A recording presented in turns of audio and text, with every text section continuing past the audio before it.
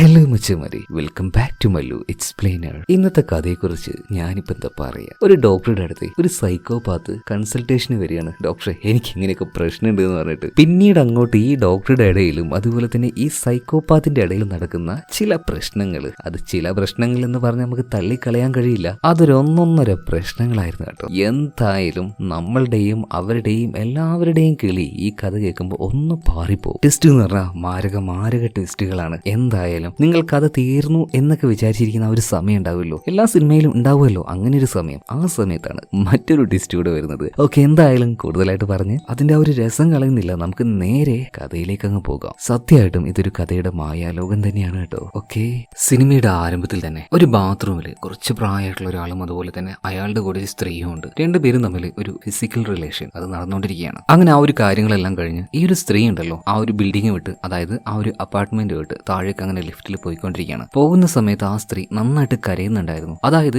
ഇപ്പൊ അവര് ചെയ്ത ആ ഒരു കാര്യം അതിന് താല്പര്യം ഇല്ലാതെയാണ് അവരത് ചെയ്തത്. അതിന് എന്തെങ്കിലും ഒരു കാരണം ഉണ്ടാവുമല്ലോ, ഉണ്ട്. മാത്രമല്ല അവരവരുടെ ആ ഒരു വയറ്റിൽ കൈ വെക്കുന്നുണ്ട്. അവർ ഗർഭിണിയാണ്. ഇങ്ങനെയുള്ള ഈ ഓരോ കാര്യങ്ങൾ ചെയ്ത് എന്തായാലും വീട്ടിലേക്ക് എത്തിയ ഈ ഒരു സ്ത്രീ വാതിലടക്കാൻ നിൽക്കുമ്പോഴുണ്ട് ഒരാൾ വരുന്നു. ഇയാള് വല്ലാത്തൊരു രീതിയിൽ ഇവളെ ഭീഷണിപ്പെടുത്തുകയാണ്. ഒരു കഫേ തുടങ്ങാന്ന് പറഞ്ഞിട്ട് നീ എന്റെ കയ്യിൽ നിന്ന് കാശ് മേടിച്ചു, നീയും കാശ് ഇട്ടു ഒക്കെ ഓക്കെ, പക്ഷെ ബിസിനസ് തുടങ്ങി 2 ആഴ്ച കൊണ്ട് പൊട്ടിപ്പോയി. എന്റെ കാശും പോയി, നിന്റെ കാശും പോയി. അതൊന്നും എനിക്ക് അറിയേണ്ട ആവശ്യമില്ല. എനിക്ക് ഞാൻ തന്ന ആ ഒരു കാശ് അത് മര്യാദ തന്നോണെന്ന് വീണ്ടും ഇയാൾ വന്ന് ഭീഷണിപ്പെടുത്താണ്. ഈ ഒരു ലേഡി പറയുന്നുണ്ട്, ഡോ അത് തരാൻ വേണ്ടി തന്നെയാണ് ഇഷ്ടമില്ലാണ്ട് കൂടി ഞാൻ എന്റെ ഈ ഒരു ശരീരം വിറ്റ് നടക്കുന്നത്. ഞാൻ നിന്നെ പറ്റിക്കാൻ പോകുന്നില്ല. എന്നെങ്കിലും ഒരിക്കലും നിന്റെ കട ഞാൻ വീട്ടിയിരിക്കുന്ന തന്നെ ഈ ഒരു സ്ത്രീ പറയാണ്. എന്തായാലും ബാത്റൂമിലേക്ക് ചെന്നിട്ട് ഇവർ വല്ലാത്ത വിഷമത്തിൽ ഇരുന്ന് കരയാണ്. കാരണം ഈ ഒരു പരിപാടിക്ക് വേണ്ടി മാത്രമാണ് ഇവരിങ്ങനെ കാശിന് വേണ്ടിയിട്ടാണ് ഇങ്ങനെ പല ആളുകളുടെ കൂടെ പോകുന്നത്. അതിലൂടെ അവര് ഗർഭിണി വരെ ആയിട്ടുണ്ട്. ഇനിയിപ്പോ അച്ഛൻ ആരാണെന്ന് പോലും അറിയാത്ത ആ ഒരു കുഞ്ഞിന് വേണം ഇവര് ജന്മം നൽകാനായിട്ട്. എന്തായാലും അതിന്റെ ആ ഒരു വിഷമത്തിലാണ് ഈ ഒരു സ്ത്രീ ഉള്ളത്. പെട്ടെന്ന് വീണ്ടും വാതിൽ തട്ടാണ്. ആ വന്ന ആളിനെയാണെന്ന് കരുതിയിട്ട് ഇവര് വേഗം ചെന്നിട്ട് വാതിൽ തുറന്നു നോക്കുമ്പോൾ ഒരു പ്രത്യേക രീതിയിൽ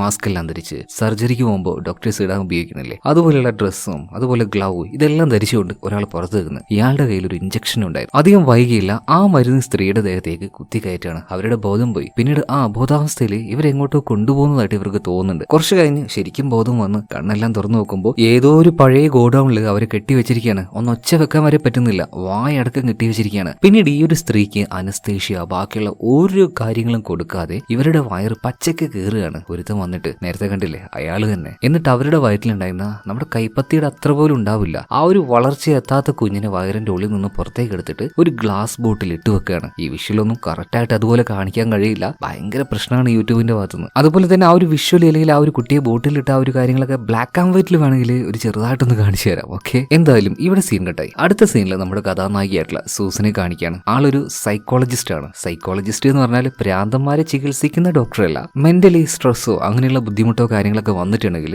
സൂസനെ പോലെയുള്ള ഈ കൺസൾട്ടന്റ് ഇവരുടെ അടുത്തേക്ക് ചെല്ലുകയാണെങ്കിൽ ഇവർ അവരുടെ ആ ഒരു പ്രശ്നങ്ങൾ മനസ്സിലാക്കും. പിന്നീട് മരുന്നൊന്നും കഴിക്കാതെ ഇതിനെങ്ങനെ ഓവർകം ചെയ്യാം എന്നതിനെ കുറിച്ച് ഇവർക്ക് പറഞ്ഞു കൊടുക്കുകയും ചെയ്യും. അതുകൊണ്ട് തന്നെ സൂസന്റെ അടുത്തേക്ക് വരുന്നത് അത്യാവശ്യം റിച്ച് ആയിട്ടുള്ള നല്ല കാശുള്ള ബിസിനസ്സുകാർ അല്ലെങ്കിൽ ഹൈ ലെവലിൽ ഇരിക്കുന്ന വലിയ വലിയ ഉദ്യോഗസ്ഥർ ഇവരൊക്കെ ആയിരിക്കും. കാരണം ഇവർക്ക് അവർ ജോലി കാരണം ഭയങ്കര ടെൻഷനും പ്രഷറൊക്കെ ആയിരിക്കുമല്ലോ. അതുകൊണ്ട് തന്നെ നല്ല പേയ്മെന്റും സൂസൻ മേടിക്കാറുണ്ട്. ഇതേ സമയത്ത് തന്നെ സൂസന്റെ ആ ഒരു ഓഫീസിന്റെ നേരെ ഓപ്പോസിറ്റ് ആയിട്ട് മറ്റൊരു ബിൽഡിംഗ് ഉണ്ട്. അവിടെ തന്നെ ഇതുപോലെ വേറൊരാളും ഓഫീസ് വെച്ചിരിക്കുകയാണ്. ഇടയ്ക്കെല്ലാം സൂസൻ അയാളോട് ഹായ് പറയും. അതുപോലെ തന്നെ അയാളും തിരിച്ചും കൊണ്ട് ഹായ് പറയാറുണ്ട്. മാത്രമല്ല ഈ സൂസന് ഒരു അസിസ്റ്റന്റും ഉണ്ടായിരുന്നു, സാറ. അപ്പൊ സാറയോട് നാളെ ഏതെങ്കിലും ബുക്കിംഗ് ഉണ്ടോ എന്ന് ചോദിച്ചപ്പോ ഇപ്പൊ സാറ് പറയാണ്, നാളെ ഒരു ബുക്കിംഗ് ഉണ്ട് മാഡം. അയാളുടെ പേര് മാർക്ക് എന്നാണ്. പക്ഷെ അയാളെ കുറിച്ച് അന്വേഷിച്ച് നോക്കുമ്പോൾ അങ്ങനെ ഒരാൾ നമ്മുടെ ഈ ഒരു നാട്ടിൽ എക്സിസ്റ്റ് അല്ല. 4 വർഷങ്ങൾക്ക് മുന്നേ മാർക്ക് എന്ന് പേരുള്ള ഒരാൾ മരിച്ചു പോയിട്ടുണ്ട് എന്നുള്ളൊരു കാര്യം കാണുന്നുണ്ട്. അതുകൊണ്ട് തന്നെ അപ്പോയിന്റ്മെന്റ് കൊടുക്കണോ വേണ്ടിയോ എന്ന് ഈ സാറ് ചോദിക്കുമ്പോൾ സൂസൻ പറയാണ്, ഏയ് അതൊന്നും നോക്കണ്ട, അപ്പോയിന്റ്മെന്റ് കൊടുത്തേക്ക്, വെറുതെ എന്തിനാ ഒരു കസ്റ്റമറെ ഇല്ലാതാക്കുന്നത്. എന്തായാലും സാറ് പ്രൊസീഡ് കൊടുക്കുകയാണ്. അതായത് ഈ മാർക്ക് എന്ന് പറയുന്ന ആൾക്ക് അപ്പോയിന്റ്മെന്റ് കൊടുക്കുകയാണ്. അതുപോലെ തന്നെ സൂസൻ വീട്ടിലേക്ക് വരുന്നുണ്ട്. നല്ലൊരു അടിപൊളി ഫാമിലി തന്നെ അവൾക്ക് ഉണ്ടായിരുന്നു. ഒരു നല്ലവനായിട്ടുള്ള ഹസ്ബൻഡ്, അതുപോലെ തന്നെ ഒരു കുഞ്ഞു മോള്. അവരുടെ കൂടെയൊക്കെ കുറച്ചു നേരം സൂസൻ ടൈം സ്പെൻഡ് ചെയ്യുന്നുണ്ട്. അതുപോലെ തന്നെ ഇതെല്ലാം കഴിഞ്ഞപ്പോൾ അവൾ നേരെ ടിവിയിൽ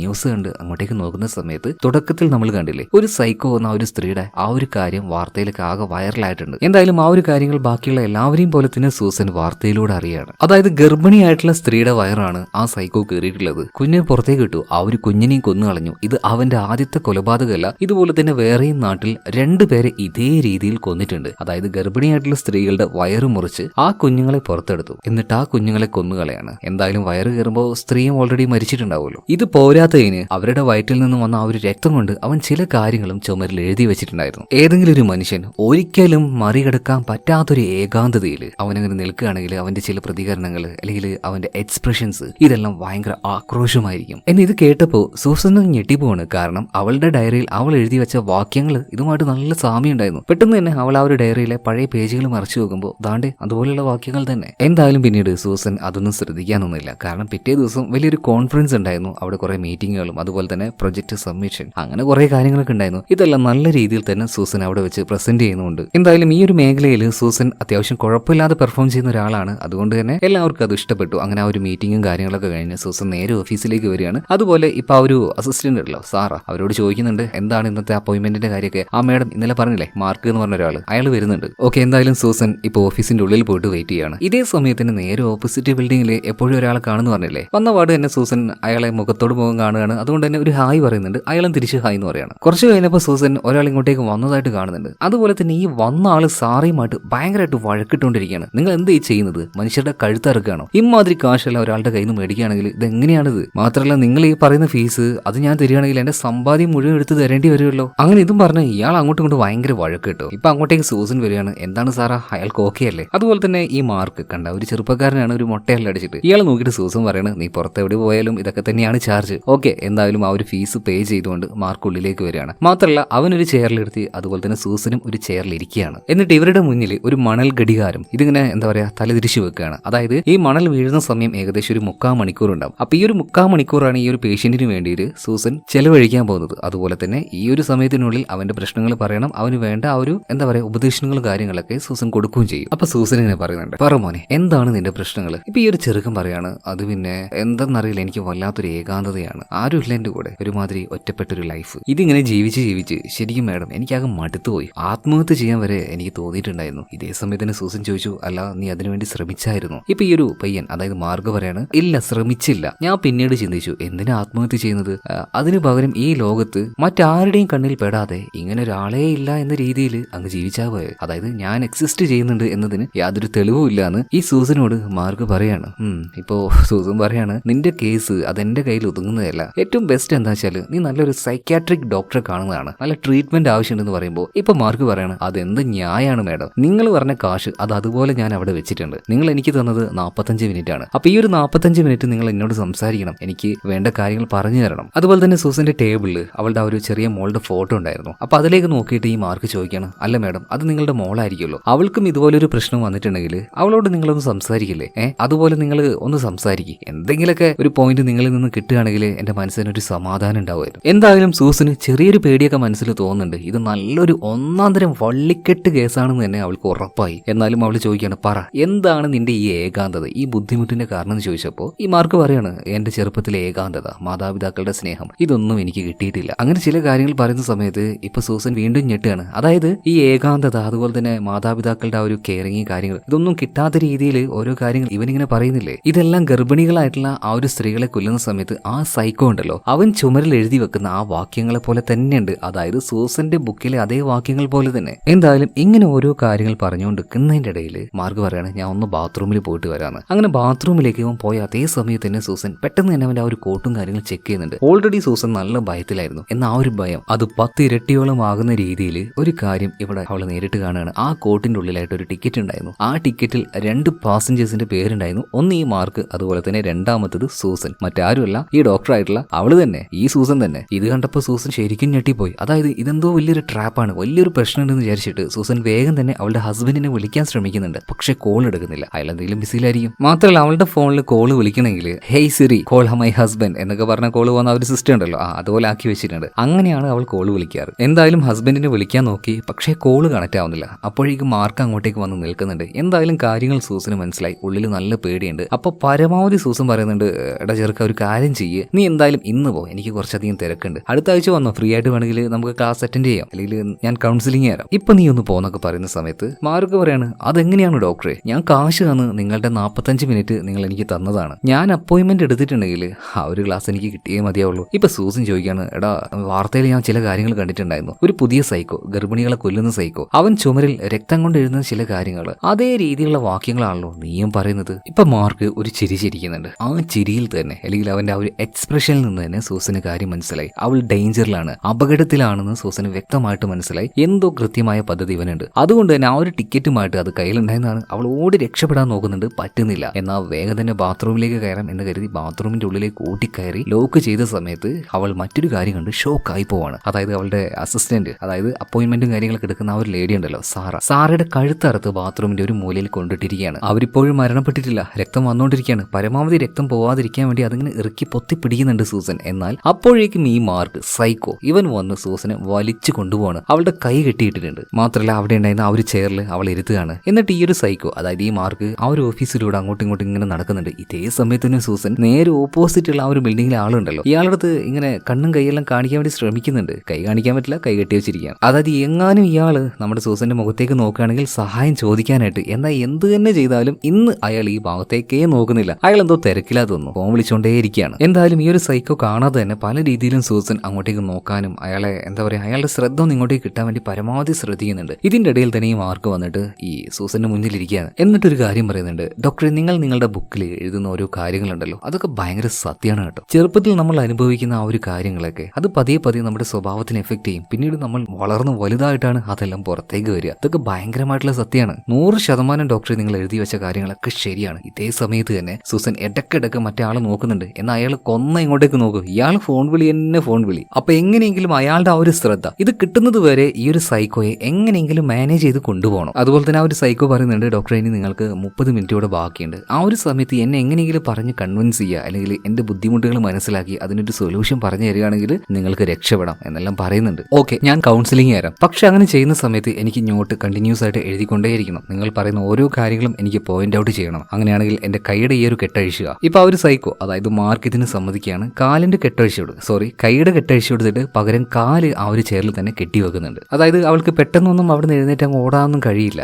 താഴേക്ക് വന്നിട്ട് ആ ഒരു കെട്ടഴിക്കാനും അത്ര പെട്ടെന്ന് പോസിബിൾ അല്ല. ഇതേ സമയത്ത് തന്നെ സൈക്കോ ആ ഒരു ബെഡിൽ പോയിട്ട് ഇങ്ങനെ കണ്ണടച്ച് കിടക്കുകയാണ്. മാത്രമല്ല അവൻ ഓൾറെഡി പറഞ്ഞു കഴിഞ്ഞല്ലോ, ചെറിയ പ്രായത്തിൽ അവന് സ്നേഹം കിട്ടിയിട്ടില്ല, അച്ഛനും അമ്മയും നോക്കിയിട്ടില്ല എന്ന്. അപ്പൊ അവന്റെ ആ ഒരു കഥ അവൻ പറയാൻ തുടങ്ങുകയാണ്. ഞാൻ ആദ്യം അച്ഛനും അമ്മയ്ക്കും ഉണ്ടായി, പിന്നെ ഞാൻ കുറച്ച് വലുതായി, കുറച്ച് കഴിഞ്ഞപ്പോൾ അമ്മയ്ക്കും അച്ഛനും വീണ്ടും മറ്റൊരു കുട്ടി ഉണ്ടായി. ആ കുട്ടി അധികം നാൾ ഉണ്ടായില്ല, അവൻ മരണപ്പെട്ടു പോയി. എന്തായാലും അതിനുശേഷം അതിനു മുന്നേ എല്ലാ സമയത്തും എന്റെ അച്ഛനും അമ്മയും എന്നോട് അത്ര സ്നേഹവും കാര്യങ്ങളൊന്നും കാണിച്ചില്ല. അവരെന്നെ നോക്കിയില്ല, എപ്പോഴും അവോയ്ഡ് ചെയ്തുകൊണ്ടേയിരുന്നു. എന്നൊന്നും ശ്രദ്ധിക്കുക പോലുമില്ല. എന്റെ അച്ഛനും അമ്മയും അല്ലേ, എന്നൊന്ന് പരിഗണിച്ചൂടെ, അവരത് ചെയ്തില്ല. ആ സമയത്ത് ഞാൻ വിചാരിച്ചു എന്റെ കൊച്ചനിയൻ അവൻ മരിച്ചു പോയത് നന്നായെന്ന്. അവൻ ജനിച്ചിരുന്നെങ്കിൽ അവനും ഇതേ അവസ്ഥ തന്നെ വരികയായിരുന്നു. അവൻ രക്ഷപ്പെട്ടല്ലോ. അങ്ങനെ കുറച്ച് ദിവസങ്ങൾ മുന്നോട്ടേക്ക് പോവാണ്. എനിക്ക് മരിക്കണമെന്ന് നല്ല ആഗ്രഹം ഉണ്ടായിരുന്നു. പക്ഷെ ആ പ്രായത്തിൽ എനിക്കതങ്ങനെ ചെയ്യണം എന്നറിയില്ലായിരുന്നു. അങ്ങനെ എനിക്ക് 10 വയസ്സായി. ആ സമയത്താണ് ഞാൻ ചിന്തിക്കുന്നത്, അല്ല എനിക്ക് ഈ അവസ്ഥ വരാൻ കാരണമായ ആൾക്കാരെ ഞാൻ കൊന്നാ പോരെ, അവരില്ലാതാക്കിയ പോരെ, അല്ലാതെ ഞാൻ എന്തിനാ വെറുതെ മരണപ്പെടുന്നത്, ആത്മഹത്യ ചെയ്യുന്നത്. ഇത് വിചാരിച്ച മാർക്ക് എന്ത് ചെയ്യാണ്. അതായത് ഇവൻ ഈ അവസ്ഥ വരാൻ കാരണക്കാരാരാ, അവന്റെ അച്ഛനും അമ്മയും. രണ്ടുപേരെയും കൊല്ലാൻ തന്നെ തീരുമാനിക്കുകയാണ്. അങ്ങനെ ഇപ്പൊ ഈ മാർക്കിന് ഒരു ദിവസം നല്ലൊരു അവസരം കിട്ടി. അച്ഛനും അമ്മയും കുടിച്ച് പോസായി കാറിന്റെ ബേക്കിലിരിക്കുകയാണ്. ഒരു ചെറിയ ഇറക്കം പോലുള്ള സ്ഥലമാണ്. താഴെ അവൻ നോക്കിയപ്പോൾ നല്ല കൂർത്ത 2-3 കമ്പികളുണ്ട് കേട്ടോ. അപ്പൊ ഒരു കാര്യം ചെയ്തു, അവൻ പതിയെ ചെന്നിട്ട് ഹാൻഡ് ബ്രേക്ക് ഒന്ന് റിമൂവ് ആക്കി കൊടുക്കുകയാണ്. എന്നിട്ടും കാറ് അധികം സ്പീഡിൽ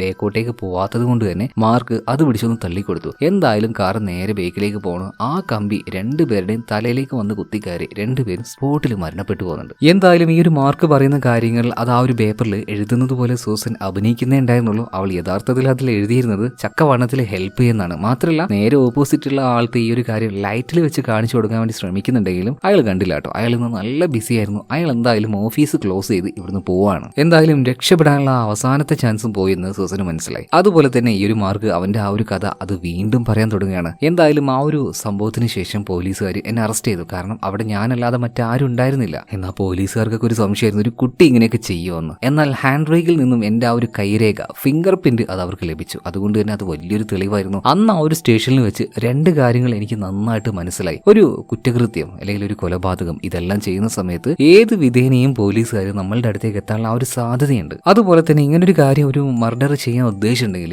ഒരു രീതിയിലും പോലീസുകാർക്ക് എവിഡൻസും കാര്യങ്ങളൊന്നും കിട്ടാൻ പാടില്ല. അത് പെർഫെക്റ്റ് ആയിട്ട് തന്നെ ചെയ്യണം. എന്തായാലും മാർക്ക് എപ്പോഴും ആ ഒരു കാര്യം ചെയ്യാറുണ്ട്. അവൻ ഈ ഗർഭിണികളെ കൊന്നു കഴിഞ്ഞിട്ടുണ്ടെങ്കിൽ ഒരിക്കലും അവന്റെ ഫിംഗർ പ്രിന്റ് എവിടെയും വരുന്ന രീതിയിൽ ഒരു കാര്യം അവൻ ചെയ്യുന്നില്ല. അതുകൊണ്ടാണ് അവൻ കൊല്ലുന്ന സമയത്ത് ഇതുപോലെ ഗ്ലൗസുകൾ ഉപയോഗിക്കുന്നത്. അതുപോലെ രണ്ടാമതായിട്ടൊരു കാര്യം കൂടെ മനസ്സിലായി എന്ന് പറഞ്ഞില്ലേ, അതെന്തായാലും ഇവിടെ വെച്ച് പറയുന്നില്ല, കുറച്ചുകൂടെ മുന്നോട്ടേക്ക് പോട്ടെ. ഇപ്പൊ സൂസൻ വീണ്ടും ഈ ഒരു സൈക്കോട് ചോദിക്കുകയാണ്, അല്ല നീ എന്തിനാണ് ഗർഭിണിയായിട്ടുള്ള സ്ത്രീകളെ മാത്രം ഇങ്ങനെ തേടി പിടിച്ചു കൊല്ലുന്നത്? ഇപ്പോ ഈ മാർക്ക് പറയാണ്, ഗർഭിണിയായ സ്ത്രീകളെ മാത്രം എന്ന് പറയാൻ പറ്റില്ല, എന്തിനാണെന്ന് പോലും അറിയാതെ ആ കുഞ്ഞുങ്ങളെ അവർ പ്രസവിക്കാൻ നിൽക്കുകയായിരുന്നു. ഞാൻ കൊന്ന 3 പേരും അവർക്ക് ഇഷ്ടമല്ലാതെ, അവർക്ക് യാതൊരു താല്പര്യമില്ലാതെയാണ് പ്രഗ്നന്റ് ആയത്. ഇനി എങ്ങാനും ആ ഒരു കുട്ടികൾ ജനിച്ചിട്ടുണ്ടെങ്കിൽ എന്റെ അതേ അവസ്ഥ തന്നെയായിരിക്കില്ലേ? എന്തിനാണ് ആ ഒരു ജീവനുകൾ എന്നെ പോലെ ഇനി അനുഭവിക്കുന്നത്? അതുകൊണ്ട് ഇനിയാണ് ഞാൻ അവരെ ഇല്ലാതാക്കിയത്. വേണ്ട, അവരിങ്ങനൊന്നും ജീവിക്കണ്ട. ഇപ്പൊ നമ്മുടെ സൂസൻ പറയാണ്, നിന്നെ പോലെയുള്ള സൈക്കോപാത്തുകൾ നിങ്ങൾക്ക് ആളുകളെ കൊല്ലാനായിട്ട് എന്തെങ്കിലും ഒരു കാരണം അതില്ലാതിരിക്കില്ലല്ലോ. നിങ്ങളെ ബേസിക് ആയിട്ടുള്ള നേച്ചറാണിത്. അതെല്ലാം പോലീസ് സ്റ്റേഷനിൽ പോയ സമയത്ത് നീ നിന്റെ ലൈഫിൽ 2 കാര്യങ്ങൾ മനസ്സിലാക്കിയെന്ന് പറഞ്ഞല്ലേ. ആദ്യത്തെ കാര്യം നീ പറഞ്ഞു, പക്ഷെ ആ ഒന്നാമത്തെ കാര്യം അതെന്താണെന്ന് ചോദിക്കുമ്പോൾ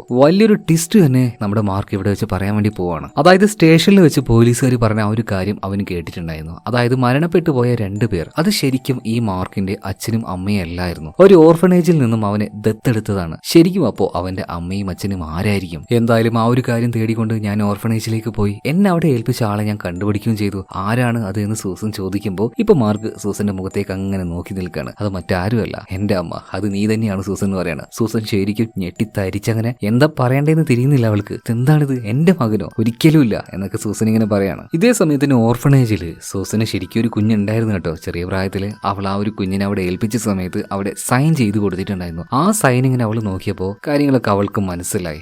നിഷേധിക്കാൻ കഴിയില്ല, ഇതെന്തായാലും തന്റെ മോൻ തന്നെ. കാരണം അത്രയും വർഷങ്ങൾക്ക് മുന്നേ സൈൻ ചെയ്ത് കൊടുത്ത ആ ഒരു ലെറ്റർ, അതുപോലെ തന്നെ ആ ഒരു സൈൻ, എല്ലാം ശരിയായിരുന്നു. സൂസൻ തന്നെയാണ് ഇത് ഒപ്പിട്ട് കൊടുത്തത്. മാത്രമല്ല ഇപ്പൊ ഈ ഒരു മാർക്ക് പറയാണ്, നിങ്ങളാണ് എന്റെ യഥാർത്ഥ അമ്മ എന്ന് മനസ്സിലാക്കിയ സമയത്ത് ഞാൻ നിങ്ങളെ തേടി വന്നിട്ടുണ്ടായിരുന്നു. എന്നാൽ നിങ്ങളുടെ ആ ഒരു ഫാമിലി, ഹസ്ബൻഡ്, അതുപോലെ തന്നെ കുഞ്ഞ്, എല്ലാവരെയും കണ്ട സമയത്ത് എനിക്കൊരു കാര്യം മനസ്സിലായി. പണ്ട് നിങ്ങൾക്കുണ്ടായ ആ ഒരു കുഞ്ഞുണ്ടല്ലോ, അത് നഷ്ടമായതിന്റെ ഒരു തരി വേദന പോലും നിങ്ങളുടെ ഉള്ളിലില്ല. നിങ്ങൾ അതൊക്കെ മറന്നുകൊണ്ട് ജീവിക്കുകയാണ്. ഈ ഒരു കാര്യം എന്റെ മനസ്സിനെ വല്ലാതെ പിടിച്ച് കുലുക്കി കളഞ്ഞു. ഞാൻ ഏകാന്തനായി, ആരുമില്ലാത്തവനായി. അങ്ങനെ ഞാൻ തീരുമാനിച്ചു, ഈ ലോകത്തിൽ ഇനി ഞാൻ വേണ്ട എന്ന് കരുതി ഞാൻ മരണപ്പെടാനോ മരിക്കാനോ ഒന്നിനും തയ്യാറായിരുന്നില്ല. പകരം ഞാൻ ചെയ്തത് എന്റെ ശരീരത്തിനൊത്തൊരാളെ ഞാൻ കണ്ടുപിടിച്ചു. ഞാൻ അവനെ കൊന്നുകളഞ്ഞു. എന്നിട്ട് അവനെ എന്റെ കാറിലേക്ക് കയറ്റിയിരുത്തി. അതിന് മുന്നേ ആയിട്ട് ഫിംഗർ പ്രിന്റ്, ഇതെല്ലാം കിട്ടുന്ന എവിടെ നിന്നാണ്? വിരലുകളാണ്. ഇതെല്ലാം കൈകളടക്കം മുറിച്ചു മാറ്റി. മാത്രമല്ല ഈ മനുഷ്യന്റെ പല്ലുകളുണ്ടല്ലോ, അത് ഏതെങ്കിലും ഹോസ്പിറ്റലിലേക്കോ അല്ലെങ്കിൽ എന്തെങ്കിലും ആവശ്യത്തിന് ചെന്നിട്ടുണ്ടെങ്കിൽ അത് കറക്റ്റായിട്ട് സ്കാൻ ചെയ്ത് സേവ് ആയിരിക്കും. സോ ഈ ഒരു പല്ലുകൾ പൂർണ്ണമായിട്ട് നശിപ്പിക്കുന്നതിന് പകരം ആ ഒരു ഡാറ്റകൾ അത് നശിപ്പിച്ചാൽ മതിയല്ലോ. അതുകൊണ്ട്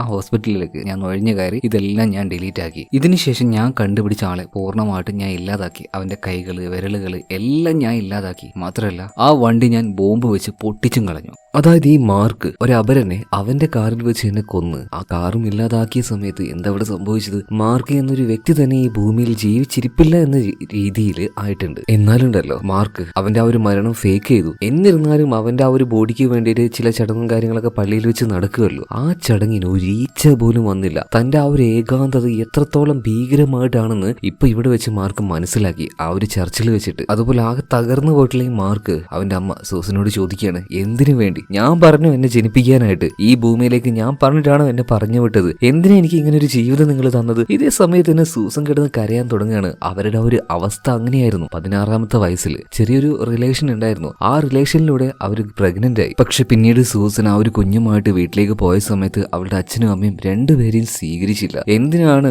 നീയുമായിട്ട് റോട്ടിലൂടെ വെറുതെ കിടന്ന് അലയുന്നത് എന്ന് കരുതിയിട്ട് നിന്നെ ഞാൻ ഒരു ഫാമിലിക്ക് ദത്ത് കൊടുത്തതാണ്. നിന്റെ ജീവിതമെങ്കിലും നന്നായിക്കോട്ടെ എന്ന് കരുതിയിട്ട് ഞാൻ അവിടെ മറ്റൊന്നും വിചാരിച്ചില്ല മോനെ. ഇതേ സമയത്ത് തന്നെ ഈ മാർക്ക് പറയണു, ഓഹോ നല്ലൊരു ഫാമിലിയുടെ കയ്യിൽ നിങ്ങൾ എന്നെ കൊടുത്തതല്ലേ? അല്ല ഞാനൊരു കാര്യം ചോദിച്ചോട്ടെ, നിങ്ങൾ നല്ലൊരു കാറ് മേടിക്കുകയാണെങ്കിൽ അന്വേഷിക്കല്ലേ ആ കാറിന്റെ എല്ലാ ഫീച്ചേഴ്സിനെ കുറിച്ചും? നല്ലൊരു വീടോ സ്ഥലവും മേടിക്കാൻ പോവാണെങ്കിൽ അതിനെക്കുറിച്ച് നിങ്ങൾ നന്നായിട്ടൊന്ന് അന്വേഷിക്കില്ലേ? പക്ഷെ എന്നെ കൊടുത്ത ആ ഒരു ഫാമിലിയെ നിങ്ങൾ നന്നായിട്ടൊന്ന് അന്വേഷിച്ചായിരുന്നു. അവരെങ്ങനത്തെ ആൾക്കാരാണെന്ന്, അവരെങ്ങനെയൊക്കെ എന്നെ ഉപദ്രവിച്ചു എന്നറിയോ? എത്രത്തോളം ഞാൻ ബുദ്ധിമുട്ടിയെന്ന് നിങ്ങൾക്കറിയോ? നിങ്ങൾക്ക് ചെറുപ്പത്തിൽ അങ്ങനെയൊന്നും ഉണ്ടായിരുന്നില്ല. എങ്ങനെയെങ്കിലും എന്നെ ഒന്ന് ഒഴിവാക്കണം, അത് മാത്രമേ നിങ്ങളുടെ മനസ്സിലുണ്ടായിരുന്നുള്ളൂ. ഇതേ സമയത്തിന് സൂസൻ വളരെയധികം വിഷമത്തോട് കൂടിയിട്ട് മാർക്കിനോട് പറയണം, മാർക്ക് പ്ലീസ് ഇപ്പൊ ഞാൻ പറയുന്നത് നീ ഒന്ന് കേൾക്ക്. അതായത് നീ ചെയ്ത ആ ഒരു കൊലപാതകങ്ങൾ നീ പോലീസിനോട് ഏറ്റുപറഞ്ഞ് നീ ജയിലിലേക്ക് പോ. നീ ജയിലിൽ നിന്ന് പുറത്തേക്ക് വരികയാണെങ്കിൽ ഉറപ്പായിട്ടും നിന്നെ കാത്ത് ഞാൻ പുറത്തുണ്ടാവും. പിന്നീട് അങ്ങോട്ട് ഉറപ്പാണ് മാർക്കെ, നിന്നെ ഞാൻ നല്ലൊരു മകനായിട്ട് ഞാൻ വളർത്തും, ഒരു കുഴപ്പമില്ലാതെ ഞാൻ വളർത്തും. ഇപ്പൊ നീ പോലീസിനോട് കാര്യങ്ങൾ ഏറ്റു പറയുമ്പോൾ മാർക്ക് അത് വിശ്വസിക്കുകയാണ്. മാർക്ക് കോള് പോലീസിന് കണക്ട് ചെയ്ത് കൊടുക്കുന്നുണ്ട്, അതും ലൗഡ് സ്പീക്കറിലിട്ട്. അങ്ങനെ പോലീസ് കോൾ എടുത്തപ്പോൾ സൂസൻ സംസാരിക്കാൻ തുടങ്ങുകയാണ്. സൂസന്റെ ഫോൺ തന്നെയാണ് പോലീസ് ഫോൺ എടുത്തപ്പോൾ അവരോട് പറയാണ്, സാറേ എനിക്ക് ചില കാര്യങ്ങൾ പറയാനുണ്ട്. ഇവിടെ നടന്ന ഒരു 3 കൊലപാതകങ്ങൾ, അതിനെക്കുറിച്ചുള്ള ഒരു റിപ്പോർട്ട് നൽകാനാണ്. പെട്ടെന്ന് തന്നെ ഈ മാർക്ക് വന്നിട്ട് കോള് കട്ട് ചെയ്യാണ്. എന്നിട്ട് സൂസനോട് പറയണം, ഒരു മിനിറ്റ് എനിക്ക് ഒരു കാര്യം കൂടെ ആലോചിക്കാനും പറയാനും ഉണ്ട്. അല്ല നിങ്ങൾ പോലീസിനോട് കൊലപാതകം ചെയ്തത് ആരാണ് എന്നാണ് പറയാൻ പോകുന്നത്? ചെയ്ത ഞാനാണോ അല്ലെങ്കിൽ എന്നെ കൊണ്ട് ഇങ്ങനെ ചെയ്യിപ്പിച്ച നിങ്ങളാണോ? അങ്ങനെ കുറെ ആർഗ്യുമെന്റ്സ് ഈ ഒരു മാർക്ക് ഇങ്ങനെ പറയുന്ന സമയത്ത് സൂസന് ഒരക്ഷരവും തിരിച്ചു പറയാൻ പറ്റുന്നില്ല. മാപ്പ് മോനെ എന്നല്ലാതെ മറ്റൊരു കാര്യവും പറയാൻ പറ്റുന്നില്ല. അതുപോലെ തന്നെ മാർക്ക് ചോദിക്കാണ്, അമ്മ നിങ്ങൾക്കൊരു മോള് കൂടെ ഇല്ലേ? ആ മോള് നിങ്ങൾ എത്ര സ്നേഹത്തോടു കൂടിയാണ് നോക്കുന്നത്? അവൾക്ക് എത്ര പ്രാവശ്യം നിങ്ങൾ മുലപ്പാൽ കൊടുത്തിട്ടുണ്ടാവും? എനിക്ക് തന്നിട്ടുണ്ടോ? അപ്പൊ സൂസൻ പറയാണ്, തന്നിട്ടുണ്ട്, ഒരാഴ്ചയോളം ഞാൻ നിനക്ക് തന്നിട്ടുണ്ട്. എന്താണമ്മേ, അതിന്റെ ആ ഒരു രുചി മാറുന്നതിന് മുന്നേ നിങ്ങൾ എന്നെ പറിച്ചു കൊണ്ടുപോയില്ലേ? വേറെ സ്ഥലത്ത് കൊണ്ടുപോയിച്ചില്ലേ എന്നെ? ആ മുലപ്പാലിന്റെ രുചിയെങ്കിലും എനിക്കൊന്ന് ആസ്വദിക്കാൻ പറ്റിയാ ഞാൻ ഇങ്ങനെ പ്രാന്തനാവില്ലായിരുന്നു. ഇപ്പൊ സൂസനും ഭയങ്കരമായിട്ട് ഇമോഷണൽ ആവാണ്. മോനെ നീ എന്റെ അടുത്തേക്ക് വാടാന്ന് പറഞ്ഞിട്ട് അവനിങ്ങനെ ചേർത്ത് പിടിക്കാണ്, നെഞ്ചോട് ചേർത്ത് പിടിച്ച് അങ്ങനെ കെട്ടിപ്പിടിച്ച് കരയുന്നുണ്ട്. അവനും ഒന്ന് എന്താ പറയാ റിലാക്സ് ആവുന്നുണ്ട്. എന്നാൽ സൂസൻ അമ്മയുടെ ആ ഒരു സ്നേഹം കൊണ്ടല്ല അവനങ്ങനെ കെട്ടിപ്പിടിച്ചത്. അവിടെ തന്നെ ഒരു മണൽ ഘടികാരുണ്ടായിരുന്നില്ലേ, ഇതെടുത്ത് ഇവന്റെ തലക്ക് നോക്കി ഒരേറ്റ അടി കൊടുക്കുകയാണ്. അവനവിടെ തെറിച്ച് വീഴുന്നുണ്ട്. ഇതേ സമയത്തിന് സൂസൻ അവിടുന്ന് ഓടി രക്ഷപ്പെടാൻ നോക്കുന്നുണ്ടെങ്കിലും വിട്ടിലമാർക്ക് അവരെ പിടിക്കാണ്, കാല് പിടിച്ച് വലിച്ചു, അതുപോലെ തന്നെ കൈകളും കെട്ടിയിടുകയാണ്. ഇതേ സമയത്തിന് സൂസൻ കുറച്ച് സ്മാർട്ടായിട്ടൊന്ന് ചിന്തിക്കുകയാണ്. അവളെ പുറക്കനെ വിളിച്ചു പറയുന്നത്, ഹേ സിറിൽ കോൾ മൈ ഹസ്ബൻഡ്. അതായത് വോയിസ് കമാൻഡ് വഴി അവളുടെ ഫോണിൽ നിന്ന് കോള് പോകുമല്ലോ. സോ എത്രയും പെട്ടെന്ന് തന്നെ ആ ഒരു കോള് ഡിസ്കണക്ട് ചെയ്തേ മതിയാവുള്ളൂ. അതുകൊണ്ട് തന്നെ മാർക്ക് ആ ഒരു ഫോൺ എടുക്കാനായിട്ട് അങ്ങോട്ടേക്ക് ഓടിയ സമയത്ത് സൂസൻ തിരിച്ചോടുകയാണ്. എങ്ങോട്ടേക്ക്? അത് അവനെ ഡൈവേർട്ട് ചെയ്യാനായിരുന്നു. അയാൾ ഫോൺ എടുക്കുകയാണ്, ഹസ്ബൻഡ് ഫോൺ എടുക്കുകയാണെങ്കിൽ ഓക്കെ, പക്ഷേ ഈ ഒരു സമയത്ത് അവനെ ഡൈവേർട്ട് ചെയ്യാൻ പറ്റുമല്ലോ. അതാണ് സൂസൻ ചിന്തിച്ചത്. അവൻ ആ ഒരു ഫോണിന്റെ അടുത്തേക്ക് ഓടിയപ്പോൾ സൂസൻ നേരെ അവിടെ ഉണ്ടായിരുന്ന മറ്റൊരു റൂമിലേക്ക് ഓടി കയറുകയാണ്. എന്നിട്ട് അത് ലോക്ക് ചെയ്തു. എന്നിട്ട് അതിന്റെ AC വിൻഡിലൂടെ ഉറക്കനെ വിളിച്ചു പറയുന്നുണ്ട്, ആരെങ്കിലും ഉണ്ടെ ഓടി വരണേ, രക്ഷിക്കണേന്ന്. എന്നാൽ ഒരാൾ പോലും റെസ്പോൺസ് ആകുന്നില്ല. ഇതേ സമയത്ത് തന്നെ അവിടെ ഒരു ഫാക്സ് മെഷീൻ കാണുന്നുണ്ട്. അതിലൂടെ ഭർത്താവിനൊരു ഫാക്സ് അയക്കാന്ന് കരുതിയിട്ട് ടൈപ്പ് ചെയ്യാൻ നോക്കുകയാണ്. പക്ഷേ കൈ കെട്ടിയിട്ടുണ്ട്, നാക്കുകൊണ്ട് ടൈപ്പ് ചെയ്യാണ്. അപ്പോഴേക്കും അവനുള്ളിലേക്ക് വാതിലും ചവിട്ടി പൊളിച്ച് കയറി വരികയാണ്. അവൾക്കൊരു മയക്ക് സൂചി പെട്ടെന്ന് തന്നെ കുത്തി വെക്കുന്നുണ്ട്. അങ്ങനെ പയ്യെ ബോധം പോകുന്ന സമയത്ത് സൂസനോട് മാർക്ക് ഒരു കാര്യം പറയുന്നുണ്ട്. ഞാനൊരു കഥ പറയട്ടെ. ഒരു നാട്ടിൽ ഒരു അമ്മയ്ക്ക് 2 മക്കളുണ്ടായിരുന്നു. മൂത്തത് ഒരു ആൺകുട്ടി, രണ്ടാമത്തത് പെൺകുട്ടി. ഈ മൂത്ത ആൺകുട്ടിയോട് അമ്മയ്ക്ക് തീരെ സ്നേഹമില്ലായിരുന്നു. പക്ഷെ രണ്ടാമത്തെ പെൺകുട്ടിയോടാണെങ്കിലോ ഭയങ്കര സ്നേഹമായിരുന്നു. ഇത് ആ ആൺകുട്ടിക്ക് ഇഷ്ടമായില്ല. അതുകൊണ്ട് തന്നെ അവൻ ചില കാര്യങ്ങൾ ആ പെൺകുട്ടിയെ ചെയ്യാൻ വേണ്ടി തീരുമാനിച്ചു. ഇതാണ് ആ ഒരു പെൺകുട്ടി എന്ന് പറഞ്ഞിട്ട് നമ്മുടെ സൂസന്റെ രണ്ടാമത്തെ മകളുണ്ടല്ലോ, ഒരുപാട് സ്നേഹിക്കുന്ന മകള്, അവളുടെ വീഡിയോ എടുത്ത് മാർക്ക് ഇപ്പൊ സൂസന് കാണിച്ചു കൊടുക്കാണ്. സൂസനാകെ വിറച്ചു പോകുന്നുണ്ട്. അതോടൊപ്പം തന്നെ അവളുടെ ആ ഒരു ബോധവും പോവുകയാണ്. പിന്നെ ബോധം വന്ന് നോക്കുന്ന സമയത്ത് ഏതോ ഒരു കാറിന്റെ ഡിക്കിയിലാണ്. അതുപോലെ തന്നെ അവർക്കിപ്പോ അടിവസ്ത്രങ്ങൾ മാത്രമേ ഉള്ളൂ. അവളുടെ ആ ഒരു വസ്ത്രങ്ങളൊക്കെ മാർക്ക് ഊരി കളഞ്ഞിട്ടുണ്ട്. പിന്നീട് എങ്ങനെയൊക്കെയോ ആ ഒരു കാറിന്റെ ഡിക്കി തുറന്ന് പതിയെ പുറത്തേക്ക് ഇറങ്ങുമ്പോൾ ഇവിടെ മുഴുവനായിട്ട് വാഹനങ്ങൾ മാത്രമാണ്. ആ ഒരു കില്ലർ ഇവിടെ എവിടെയെങ്കിലും ഉണ്ടോ നോക്കാനായിട്ട് നേരെ താഴേക്ക് നോക്കിയ സമയത്ത് ഒരു സ്ത്രീയുടെ കാല് പോകുന്നത് കാണുകയാണ്. പെട്ടെന്ന് തന്നെ അവരുടെ അടുത്ത് ചെന്നിട്ട് അവരോട് സഹായം ചോദിക്കുക എന്ന് ഇപ്പൊ സൂസൻ തീരുമാനിക്കുകയാണ്. വേഗം അവരുടെ അടുത്തെത്തി രക്ഷിക്കണേ എന്ന് പറയുന്ന സമയത്ത് അവരിപ്പോ തിരിഞ്ഞു നോക്കാണ്. സൂസനാകെ ഞെട്ടിപ്പോയി. അവരുടെ അതേ വസ്ത്രങ്ങൾ ധരിച്ച മറ്റാരുമല്ല മാർക്ക് തന്നെ. പക്ഷെ ഒരു സ്ത്രീയെ പോലെ അവൻ വേഷം കിട്ടിയിട്ടുണ്ട്. എന്തിനാണാവോ? അതുപോലെ തന്നെ ഈ സംഭവം അല്ലെങ്കിൽ ഇവരൊക്കെ പോയിക്കൊണ്ടിരിക്കുന്നത് ഒരു ബോട്ടിലാണ്. അതായത് മാർക്കിന്റെ കയ്യിൽ ഒരു ടിക്കറ്റ് ഉണ്ടായിരുന്നില്ലേ, ആ ടിക്കറ്റിൽ സൂസൻ, മാർക്ക്, അതുപോലെ തന്നെ ഇവരുടെ ആ ഒരു കാർ, ഇത് 3 ഉണ്ടായിരുന്നു. സോ ആ ബോട്ടിലാണ് ഇവരങ്ങനെ പോയിക്കൊണ്ടിരിക്കുന്നത്. അധികം വൈകാതെ സൂസനെ വീണ്ടും അടിച്ചു ബോധം കെടുത്തി ഡിക്കിയിൽ തന്നെ ആക്കാണ്. പിന്നീട് കണ്ണു തുറന്നു നോക്കുമ്പോൾ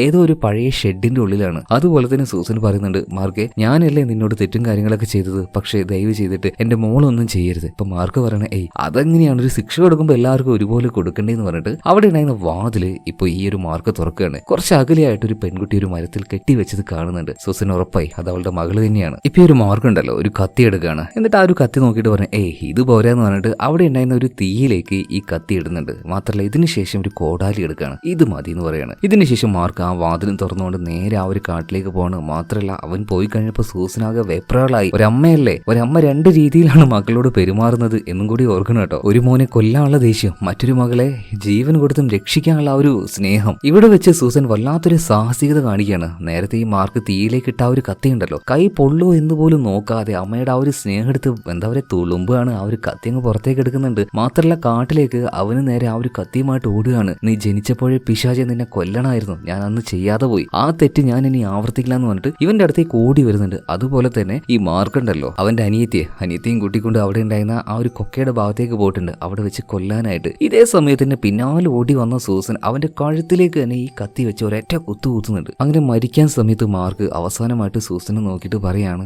എന്റെ ഈ ഒരു അവസ്ഥയ്ക്ക് കാരണം നീയാണ്. ഇത് പറഞ്ഞിട്ട് മാർക്ക് അത്രയും വലിയ ആ ഒരു കൊക്കയിലേക്ക് വീഴുന്നുണ്ട്. പെട്ടെന്ന് തന്നെ നമ്മുടെ സൂസൻ ഇതൊന്നും നോക്കാതെ മകളുടെ അടുത്തേക്ക് പോവാണ്. എന്ന് ഇവിടെയാണ് മറ്റൊരു ട്വിസ്റ്റ്. എന്താണെന്നല്ലേ, അവിടെ മകളുടെ ആ ഒരു കോട്ട് മാത്രമേ ഉണ്ടായിരുന്നുള്ളൂ. അതിന്റെ ഉള്ളിൽ വെറും എന്താ പറയാ വൈക്കോൽ, പുല്ലുകള്, ചപ്പുകള് ഇതെല്ലാം വെച്ച് ശരിക്കും സൂസനെ ഈ മാർക്ക് കബളിപ്പിച്ചതാണ്. പക്ഷെ മാർക്ക് അമ്മ ഇങ്ങനെ വന്ന് കുത്തിക്കൊല്ലുമെന്ന് വിചാരിച്ചിട്ടുണ്ടാവില്ല. എന്തായാലും അവൻ മരണപ്പെട്ടു. പിന്നീട് ചില വസ്ത്രങ്ങളൊക്കെ അവിടുന്ന് ഇവിടുന്നൊക്കെ എടുത്ത് സൂസൻ നേരെ മെയിൻ റോഡിലേക്ക് വരികയാണ്. എന്നിട്ട് ഒരു ട്രക്കിനോട് ലിഫ്റ്റ് ചോദിച്ച് നേരെ സ്റ്റേഷനിലേക്ക് ചെല്ലുകയാണ്. ഇവരോട് കാര്യങ്ങളൊക്കെ പറഞ്ഞു. കുറച്ച് സമയം കഴിഞ്ഞു. എന്നിട്ടും സൂസനെ സ്റ്റേഷനിൽ വിടുന്നില്ല. ഹസ്ബൻഡിനെയോ മകളെയോ ഒന്നും സൂസനെ കാണാൻ സമ്മതിക്കുന്നില്ല. ഇതെന്താണ് സാറേ ഞാൻ ഇങ്ങനെയൊക്കെ പറഞ്ഞിട്ട് നിങ്ങൾ എന്നെ വെറുതെ വിടാത്തത് എന്ന് ചോദിക്കുമ്പോൾ ഈ പോലീസുകാർ പറയാണ്, സൂസൻ നിങ്ങൾ പറയുന്നതൊക്കെ ശരിയാണ്, ഒരാളെ നിങ്ങളെ ഓഫീസിൽ വെച്ച് ഉപദ്രവിച്ചു, പിന്നീട് ഒരു കാറിന്റെ ഇടുക്കിയിലാക്കി ഒരു കപ്പലിലൂടെ നിങ്ങളെ കടത്തി കൊണ്ടുപോകാൻ നോക്കി, പിന്നീട് ഒരു ഷെഡിൽ കൊണ്ടുപോയിട്ടു, എല്ലാ കാര്യങ്ങളും ഞങ്ങൾ അന്വേഷിച്ചു. പക്ഷെ സൂസൻ ഇവിടെ ഒരു പ്രശ്നമുണ്ടല്ലോ, ഇവിടെയാണ് കഥയുടെ മെയിൻ പ്രധാന ട്വിസ്റ്റുകൾ പൊളിയാൻ പോകുന്നത്. മാഡം ഒരു 3 വർഷങ്ങൾക്ക് മുന്നേ നിങ്ങൾ ഈ പറഞ്ഞ ആ ഒരു പഴയ ഷെഡും അതിന്റെ ആ ഒരു സ്ഥലമൊക്കെ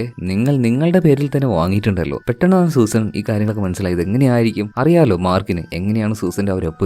ഓർഫനേജ് പോയപ്പോ തന്റെ മകനെ കൊടുക്കാനായിട്ട് അവിടെ ഒരു ഒപ്പ് ഇട്ട് കൊടുത്തില്ലേ ഈ സൂസൻ, അതേ ഒപ്പ് തന്നെ മാർക്ക് കോപ്പി അടിച്ചതാണ്. എന്നിട്ട് ആ ഒപ്പ് വെച്ച് സ്ഥലം മേടിച്ചതാണ്. ഇവിടെ വെച്ച് സൂസന് കൂടുതലായിട്ടൊന്നും വാദിക്കാൻ കഴിയില്ല. അതുപോലെ തന്നെ എന്തിനായിരിക്കും മാർക്ക് ഒരു സ്ത്രീയുടെ വേഷം ധരിച്ചുകൊണ്ട് ഇവരിങ്ങനെ തട്ടിക്കൊണ്ടുപോകുന്ന സമയത്ത് ആ ഒരു ബോട്ടിലും ബാക്കിയുള്ള സ്ഥലത്തെല്ലാം അതേ രീതിയിൽ തന്നെ നിന്നത്? അതിനും വ്യക്തമായ ഒരു പദ്ധതി ഉണ്ടായിരുന്നു, ക്യാമറയിൽ ആ രൂപങ്ങൾ പെടാനായിരുന്നു. അപ്പൊ പോലീസിന്റെ കണ്ണിൽ ഇതുപോലെ ആ ഒരു കാറിൽ പോയതും അതുപോലെ തന്നെ ആ റോഡിലൂടെ വണ്ടി ഓടിച്ചു പോയതും എല്ലാം ആരാണ്? സൂസൻ തന്നെയാണ്. കാരണം അവളുടെ വസ്ത്രം ധരിച്ച മാർക്കാണ് ഇതൊക്കെ ചെയ്തതെന്ന് പോലീസിന് അറിയില്ലല്ലോ. പോലീസ് നോക്കുമ്പോൾ കാണുന്നത് എന്താണ്? സൂസനാണ് ഇത് ചെയ്തതെന്ന്. അതുപോലെ സൂസൻ പറഞ്ഞ ആ ഒരു കാര്യം, അതായത് അവള് തന്നെ ആ ഒരു എന്താ പറയുക സൈക്കോയെ കൊന്നു എന്ന് പറയുന്നില്ലേ, അവന്റെ ബോഡി ആ ഒരു ഭാഗത്തേക്ക് വീണിട്ടുണ്ട്. എന്നാൽ ആ ഭാഗം മുഴുവനായിട്ട് പരിശോധിച്ചെങ്കിലും അവിടെ വെച്ച് അവന്റെ ആ ഒരു ബോഡി കിട്ടിയില്ല.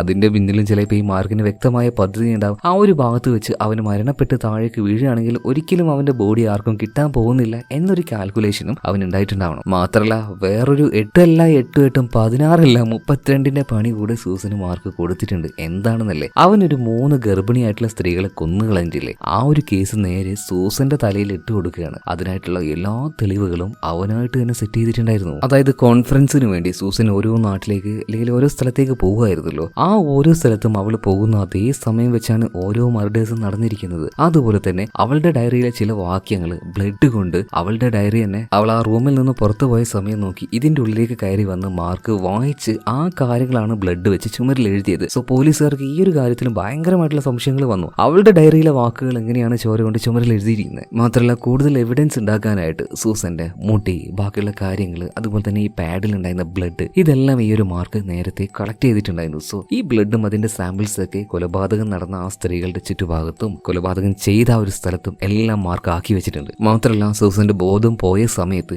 അവളുടെ ഫിംഗർ പ്രിന്റ് ബാക്കിയുള്ള കാര്യങ്ങളൊക്കെ എടുത്തിട്ട് ഈ കുഞ്ഞുങ്ങളെ ബോട്ടിലാക്കി വെച്ചിട്ടില്ല, ഇതിന്റെ മേലെ ആ ഒരു ഫിംഗർ പ്രിന്റും കാര്യങ്ങളൊക്കെ പതിപ്പിച്ചിട്ടുണ്ടായിരുന്നു. അതുപോലെ ചെയ്യുന്ന ഓരോ കാര്യത്തിലും പെർഫെക്ഷൻ വേണമെന്നുള്ളത് കൊണ്ട് തന്നെ മാർക്ക് എന്ത് ചെയ്തു? സൂസന്റെ മകള്, ഇളയ മകളുണ്ടല്ലോ, അവൾ ടെന്നീസ് ബോൾ കളിക്കാൻ പോയ സമയം നോക്കി അവളുടെ ആ ഒരു ജാക്കറ്റ് എടുത്തു. സോ പെട്ടെന്ന് തന്നെ സൂസൻ അത് അവളുടെ മകളാണെന്ന് വിശ്വസിക്കാൻ കാരണം എന്താണ്? ആ ഒരു ജാക്കറ്റ് ഉള്ളത് കൊണ്ട് മാത്രമാണ്. അതുകൊണ്ടാണ് മാർക്കിനെ കൊന്നത് തന്നെ. അതായത് മാർക്കിന്റെ പദ്ധതി എന്താ വെച്ചാൽ മാർക്കിനെ അവിടെ വെച്ച് സൂസൻ കൊല്ലുക തന്നെ വേണം. അതാണ് അവന്റെ അവസാനത്തെ പദ്ധതി. പിന്നെ സൂസൻ പറയുന്ന മറ്റൊരു കാര്യമാണ് ഓഫീസിലേക്ക് വന്നിട്ട് അവളെ ഈ ഒരു മാർക്ക് ഒരു സൈക്കോ ഉപദ്രവിക്കാൻ നോക്കിയെന്നൊക്കെ. എന്നാൽ പോലീസുകാർ മുഴുവനായിട്ടും ആ ഒരു ഓഫീസിൽ പരിശോധിച്ചെങ്കിലും അങ്ങനെ വേറൊരാളുടെ സാന്നിധ്യം ആ ഒരു മുറിയിൽ കണ്ടെത്താൻ കഴിഞ്ഞില്ല. കാരണം എന്താണ്? സൂസൻ ഓഫീസിൽ വെച്ച് ബോധം പോയില്ലേ, ആ സമയത്ത് അവിടെ ഉണ്ടായിരുന്ന എല്ലാ തെളിവുകളും ഈ മാർക്ക് നശിപ്പിച്ചിട്ടുണ്ടായിരുന്നു. ഫിംഗർ പ്രിന്റ്, ബാക്കിയുള്ള എല്ലാ കാര്യങ്ങളും. പിന്നീട് CCTVയുടെ ആ ഒരു വയറ് വരെ കട്ട് ചെയ്തിട്ടാണ് മാർക്ക് സൂസൻ ഇവിടുന്ന് കൊണ്ടുപോയത്. അങ്ങനെ ടോട്ടലി അവസാനം നോക്കുകയാണെങ്കിൽ സൂസൻ പറഞ്ഞ എല്ലാ കാര്യങ്ങളും നുണയാണെന്ന് പോലീസുകാർ വിശ്വസിക്കുകയാണ്. അതുപോലെ തന്നെ ആ 3 കൊലപാതകം ചെയ്തത് അത് സൂസനാണെന്ന് പോലീസുകാർ ഉറപ്പിക്കുകയാണ്. കേസ് കോടതിയിലെത്തി. സൂസന് പിന്നീട് ഒരു കാര്യം മനസ്സിലായി, ഇനി അവൾ എന്തൊക്കെ പറഞ്ഞിട്ടും കാര്യമില്ല,